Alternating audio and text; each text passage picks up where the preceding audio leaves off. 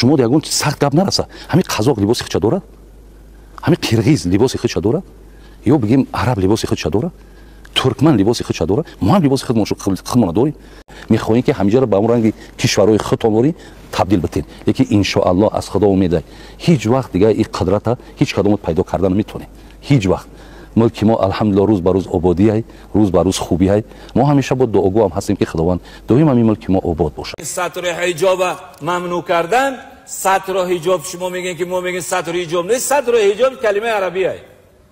سطر حجاب به معنای سطر یک پرده پوشاندن، یک سطر یک عیب پوشاندن که خداوند سطر عیب میپوشونه، مثلا یک عیب پوشاندن.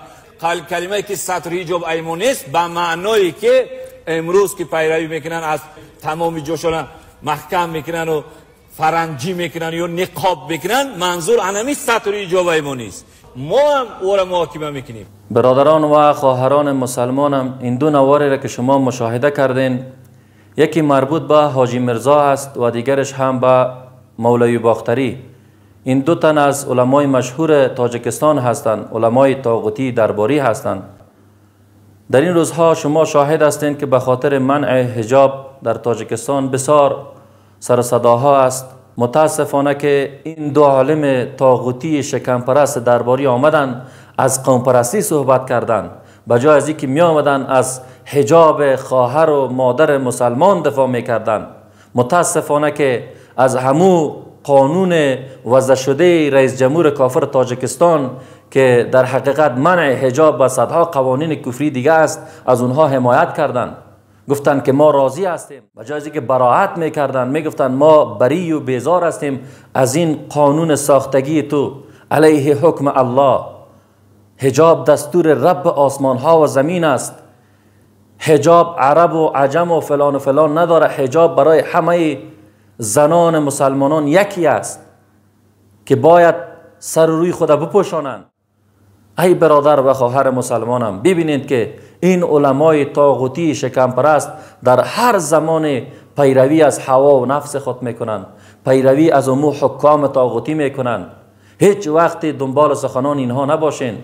این خبثا را ببینین که میان میگن حجاب فرهنگ تاجیکستان نیست.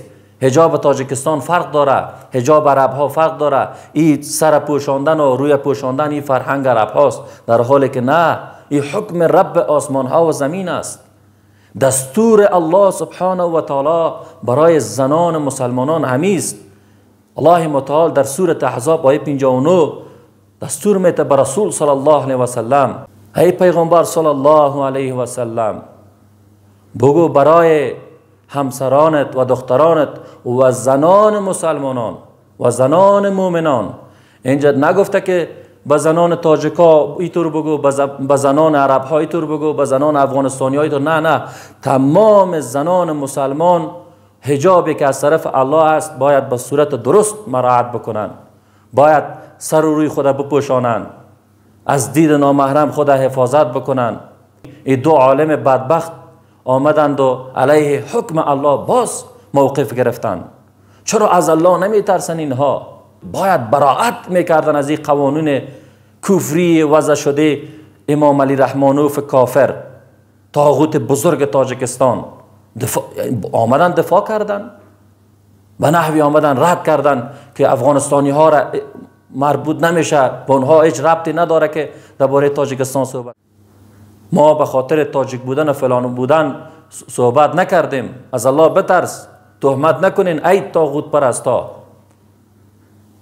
ما به هر جایی که خواهر مادر مسلمان ما به حجابش، به عفتش، به عزتش توهین شود، تمسخر شود، ما صدا بلند میکنیم و اگر امکانات باشه در میدان عمل داخل میشویم.